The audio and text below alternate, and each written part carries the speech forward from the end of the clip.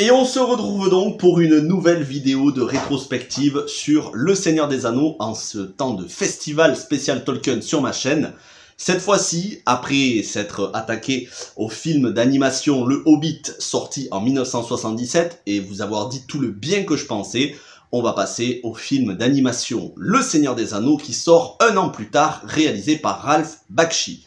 Avec du plutôt beau monde au casting vocal, parmi lesquels John Hurt dans le rôle de Aragorn, John Hurt qu'on verra plus tard dans Alien, le 8e passager, ou encore Anthony Daniels, notre C3PO, dans le rôle vocal de Legolas. Alors, beaucoup de choses à dire sur ce film. C'est pas une critique, c'est une rétrospective. Je me permettrai pas de juger trop durement le film. Je vous dirai juste que il faut voir ce film pour la curiosité. Juste pour la curiosité.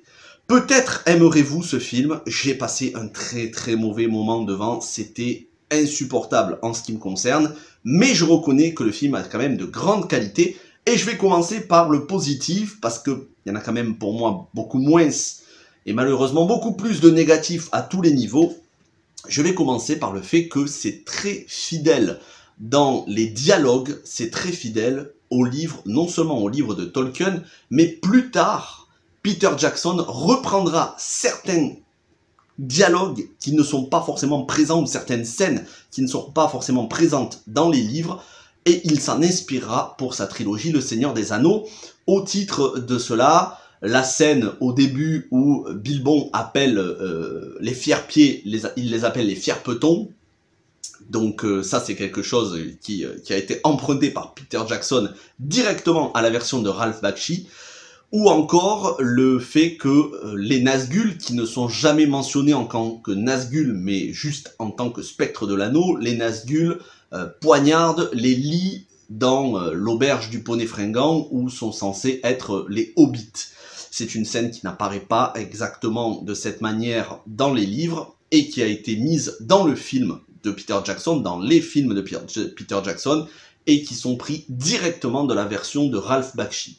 Beaucoup de dialogues qui sont identiques à la trilogie de Peter Jackson, mais surtout beaucoup de dialogues qui sont identiques au livre. Et ça, on sent vraiment que Ralph Bakshi, le réalisateur, il y a un souci de fidélité.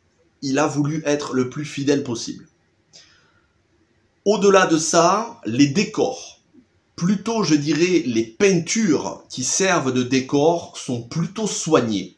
Bien qu'on ne retrouve pas la chaleur de cet appel à l'aventure épique que l'on a eu un an plus tôt dans le film Le Hobbit, on rappelle aussi que le film Le Hobbit s'est adapté d'un livre qui est quand même assez petit, assez court à lire, et donc ça n'était pas très gênant de ne pas faire une adaptation très longue, contrairement au Seigneur des Anneaux qui regorge d'informations. C'est quand même 3 pavés, la communauté, les 2 tours et le retour du roi. Et faire un film de 2h13, c'était juste pas possible. Et malgré toute la bonne volonté, avec des décors qui sont soignés, avec certaines idées de mise en scène, un casting vocal plutôt convaincant. Alors, j'avais commencé à regarder le film en VF, j'ai tout de suite arrêté et j'ai mis le film en VO parce que la VF pour moi est vraiment mauvaise. C'est absolument pas dans le ton sérieux. Il vaut mieux le regarder en version originale sous-titrée. Surtout que c'est pas non plus, il n'y a pas énormément de dialogue dans le film. Beaucoup de choses ont été enlevées. Vous avez largement le temps, si vous comprenez pas l'anglais, de lire les sous-titres. Beaucoup de choses, compiler la trilogie en un film de 2 heures, c'était impossible. Et le film ne fait pas cela. Et Ralph Bakshi, lui, voulait faire 2 films. Il voulait faire un film qui adapte la communauté de l'anneau et les 2 tours, et un autre film qui adapte le retour du roi, et présenter ce film, Le Seigneur des Anneaux, qui a coûté 4 millions de dollars. À l'époque, c'était un budget extrêmement élevé. D'ailleurs, le film s'est bien remboursé au box-office. Il a fait plus de 30 millions dans le monde. On rappelle, à l'époque, il n'y avait pas des gros films comme aujourd'hui qui faisaient des 1 milliard. C'était extrêmement rare. Il y avait autant en Emporte le Vent qui avait cartonné, mais sinon, en 78... c'était très rare les films qui faisaient des centaines de millions de dollars. Voilà, il y en avait très peu. Encore plus pour les films d'animation qui ont toujours été moins plébiscités que les films en live action. Et donc pour 4 millions, il a fait ce film que les producteurs lui ont imposé comme étant Le Seigneur des Anneaux, que lui a toujours voulu appeler Le Seigneur des Anneaux partie 1. Il pensait que dans l'esprit des spectateurs, ce serait beaucoup plus clair, et il avait raison, parce que là, les spectateurs ont été décontenancés. Quand on voit petit à petit qu'on s'approche des 2 heures de la fin du film, et qu'on est à peine au gouffre de Helm, on se dit il y a un problème. Et bien évidemment que le film n'adapte pas la trilogie, parce que c'est impossible d'adapter la trilogie en 2 heures. C'est juste impossible, il faudrait passer sur tellement de choses sur lesquelles le film passe déjà, que ça dénaturerait beaucoup trop l'œuvre. Et c'est là le gros problème de ce film, malgré toutes les bonnes intentions, et on peut remercier Ralph Bakshi d'avoir tenté, vraiment, hein, parce qu'il a eu un gros impact sur l'esprit de Peter Jackson. Il faut savoir que Peter Jackson a vraiment été initié, en tout cas a vraiment eu l'envie de faire les films après avoir vu le film de Ralph Bakshi. Donc ça a eu une importance dans son esprit sur le fait d'avoir l'envie d'adapter Le Seigneur des Anneaux. Mais malheureusement, le film est beaucoup trop bâclé au niveau du scénario pour être épique. Le film n'est pas épique du tout, on ne retrouve pas l'ambiance appel de l'aventure, l'ambiance un petit peu des compagnons de route, pas du tout. Alors, déjà, le premier gros point négatif, c'est l'animation. Et pour un film d'animation, le point négatif principal, c'est le film en lui-même, c'est-à-dire la technique, forcément, ça plombe le film. Le film mélange dessin animé et rotoscopie. Rotoscopie, c'est quoi? C'est filmer des acteurs et des scènes en prise de vue réelle et les transformer en animation, en gros, faire une espèce de contouring en animation sur ordinateur et mettre ça par-dessus des décors qui sont soit peints à la main, soit faits par ordinateur. On est en 78, la technique n'est pas aussi... la technique par ordinateur, c'est pas les ordinateurs d'aujourd'hui, c'est pas les logiciels de montage, c'est pas les logiciels de création. On n'est pas du tout sur du DreamWorks ou même sur du Disney, qui était quand même, les Disney en 78, quand même beaucoup plus propre que ce film-là, malgré son énorme budget de 4 millions de dollars. Donc, de la rotoscopie, on a des personnages, on voit clairement que ce sont des acteurs, mais ils ont mis une espèce de filtre sépia assez immonde. Et à côté de ça, on a des personnages animés. Mais là, c'est un autre gros point négatif. L'animation est vraiment très mauvaise. Ça fait pas du tout passer d'émotion, si ce n'est de l'agacement, de l'énervement.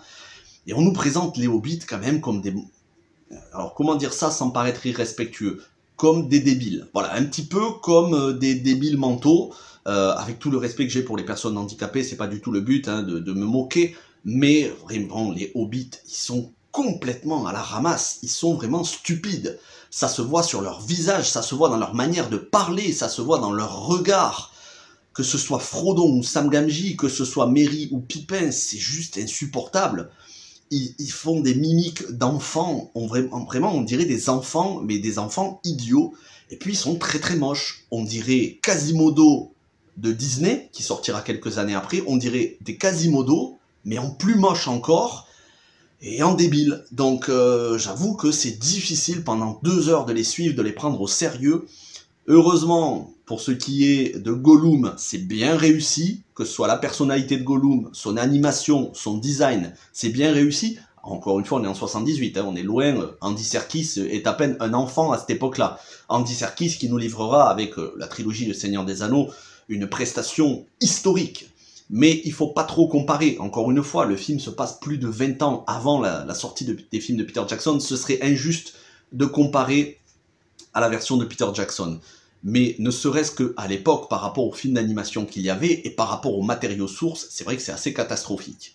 Pour ce qui est de Aragorn, Legolas, Gimli qui n'est absolument pas un nain dans le film, qui fait la même taille que Legolas et Aragorn, c'est juste qu'ils ont mis une longue barbe et il est chauve. À un moment donné, il a un chapeau au début, mais il est chauve. Bon, Aragorn, qui est doublé donc par John Hurt, lui aussi, on dirait qu'il s'est pris un coup de pelleteuse sur la tête, parce qu'on dirait qu'il a une hémiplégie, en fait. Le problème, c'est ça, on dirait que les personnages ont fait des AVC ou des hémiplégies. C'est assez dérangeant, le design. Heureusement, Gandalf est plutôt soigné, même si on ne voit quasiment que la barbe et les yeux qui ressortent. Donc Gandalf, ils ont pris des cheveux, de la barbe, ils ont mis une cape, et voilà, c'est bien. Ça limite les dégâts, contrairement à Saruman, qui n'est absolument pas Saruman le blanc, c'est Saruman le multicolore, avec une cape rose, puis ensuite rouge. Oui, il y a un gros problème, c'est les personnages changent aussi de couleur de cheveux d'un plan à l'autre. Parfois ils sont en rotoscopie, comme les Hobbits, des fois ils sont en rotoscopie, on voit des enfants qui sont de vrais enfants, et puis le plan d'après, ils sont en animé. En gros, c'est une espèce de melting pot, de fourre-tout qui n'a aucune cohérence. Je vous parle même pas des faux raccords, c'est pas la peine. On passe beaucoup de temps sur toute la partie communauté de l'anneau, sur toute la partie la comté au début, jusqu'à l'arrivée à Foncombe, le conseil, puis ensuite Galadriel, à la forêt de la Laurienne, les adieux en gros de Sam Gamgee et de Frodon au reste de la communauté. On passe énormément de temps, presque 1h15, et ensuite très vite, tous les événements des 2 tours sont résumés en 1 heure à peu près. On finit le film, on est à peine à la fin de la bataille du gouffre de Helm, mais c'est quasiment presque arrêté au milieu de l'action, hein, presque. C'est vraiment, voilà, ils ont vaincu la bataille, tout le monde lance ses épées en l'air, c'est super, c'est génial, et fin de la première partie. On n'aura jamais la deuxième partie. Bon. Que vous dire de plus? J'ai franchement pas envie d'être méchant avec le film. On retrouve certaines scènes, comme par exemple la mort de Boromir, le sacrifice de Boromir pour protéger Merry et Pippin, l'accès de folie de Boromir. Ça, pour le coup, Boromir, bien que son design soit un mix entre un viking et un Visigoth avec un casque à cornes qui n'a absolument rien à faire ici, mais pour le reste, le Boromir de cette version animée ressemble au Boromir des romans et ressemble au Boromir que l'on connaît de Sean Bean. Beaucoup de dialogues qui sont, encore une fois, soit identiques au livre, soit identiques au film.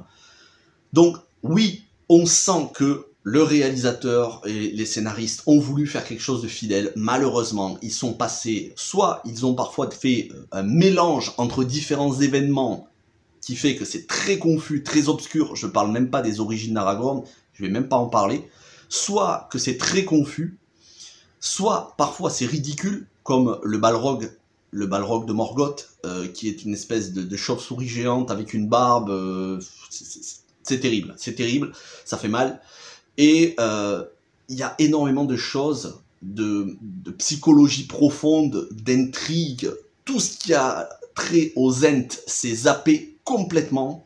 Tout ce qui a trait à Saruman qui prépare le conseil de guerre, pareil, là aussi c'est vraiment zappé, il y a juste la scène entre Saruman et Gandalf au début où Saruman le trahit, mais voilà, il y a énormément de passages qui sont complètement zappés, je parle même pas de l'emprise de Saruman sur Théoden qui n'existe pas dans le film, même s'il y a Grima, langue de serpent, qui fait une petite apparition.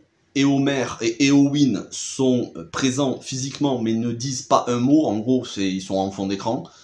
Donc voilà, malheureusement c'est beaucoup trop bâclé pour que je considère que le film est agréable, contrairement à la version animée du Hobbit sortie 1 an plus tôt. Je vous conseille quand même de regarder ce film parce que, encore une fois, on est en 78. En 78, il n'y a eu aucune adaptation du Seigneur des Anneaux à ce moment-là. Le film essaye. On sent quand même vraiment que Ralph Bakshi, le réalisateur, il a essayé de faire quelque chose parce qu'il était vraiment fan du Seigneur des Anneaux. On sent qu'il a essayé d'être respectueux, mais encore une fois, on ne peut pas faire en 2 heures résumer le Seigneur des Anneaux, ne serait-ce que les 2 premiers romans. Déjà, résumer le premier roman en 2 heures, ça relevait quasi de l'hérésie, mais alors, les Seigneurs des Anneaux, la communauté de l'anneau, plus les 2 tours en 2 heures, voilà, il y a des choses qui ne sont pas bonnes à faire. Et encore, c'est pas la version la plus catastrophique, il y a des versions bien pires, et je vous les présenterai dans la prochaine vidéo, notamment des versions russes qui se sont faites durant l'URSS, des versions russes du Seigneur des Anneaux qui sont obscures, assez inconnues, que même moi j'ai pas eu le temps, j'ai pas eu le courage de regarder jusqu'au bout, que j'ai regardé en accéléré tellement c'était ignoble.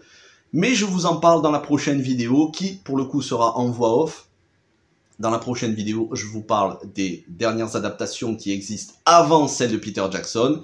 Et enfin, on terminera la journée par le biopic de Tolkien, qui est sorti en 2019, il me semble. Donc Tolkien avec Nicolas Hoult, qui pour le coup vous permettra de comprendre un peu mieux qui était le personnage de Tolkien, et ensuite on se retrouve dès demain jusqu'à la fin de la semaine pour des lives sur la trilogie Le Hobbit et Le Seigneur des Anneaux, et là pour le coup ça va permettre de respirer et de vivre la passion du Seigneur des Anneaux, parce que c'est vrai que quand on voit ce film d'animation, c'est dur.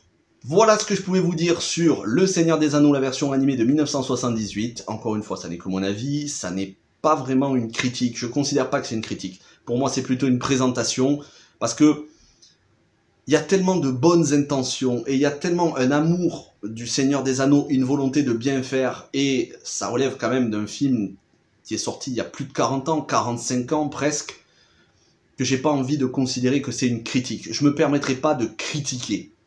Je vous présente et je vous dis juste ce que j'en ai pensé. Pour le coup, voilà, Le Seigneur des Anneaux, je me permettrai pas de critiquer, c'est une tellement grande œuvre. De toute façon, les livres, pour moi, sont parfaits, il n'y a absolument rien à redire, mais c'est vrai que je les ai lus il y a très longtemps, donc j'en ai assez peu de souvenirs, si ce n'est la trilogie de Peter Jackson, que je considère comme parfaite, hein, vous le savez si vous me suivez. Pour moi, la trilogie de Peter Jackson, c'est le plus grand film de tous les temps. Je considère que les 3 films n'en forment qu'un seul. Et voilà, je veux pas être trop dur avec ces adaptations animées, parce que forcément, la comparaison ne sera jamais avantageuse. Voilà. Merci d'avoir regardé cette vidéo, on se retrouve donc très vite pour une nouvelle vidéo. Festival Tolkien, soyez présents au live, c'est quand même le plus important, je compte sur votre avis, sur vos avis, sur votre passion, sur votre amour de Tolkien. Merci à toutes et à tous, passez une bonne semaine et portez-vous bien.